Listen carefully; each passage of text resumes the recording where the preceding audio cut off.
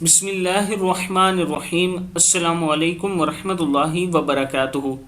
عابد راجہ channel کی طرف سے آج میں اپنے دوستوں کو رسول اللہ صلی اللہ علیہ وآلہ وسلم کا ایک فرمان بتاؤں گا۔ اسلام کا سب سے مضبوط کڑا کون سا ہے؟ حضرت برا بن عازب رضی اللہ تعالیٰ عنہ فرماتے ہیں کہ ہم لوگ نبی اکرم صلی اللہ علیہ وآلہ وسلم کے پاس بیٹھے ہوئے تھے کہ اتنے میں آپ صلی اللہ علیہ وآلہ وسلم نے پوچھا کہ اسلام کا کون سا کڑا سب سے زیادہ مضبوط ہے؟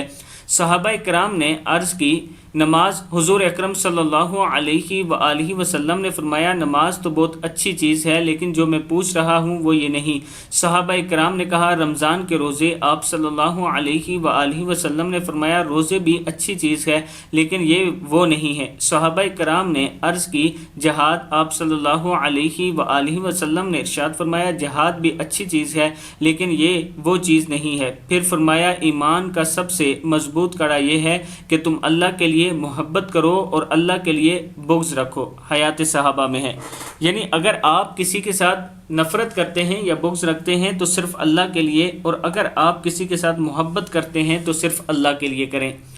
آپ دوستوں نے اس پر ضرور عمل کرنا ہے۔ اس ویڈیو کو آگے ضرور شیئر کریں۔ السلام علیکم ورحمۃ اللہ وبرکاتہ۔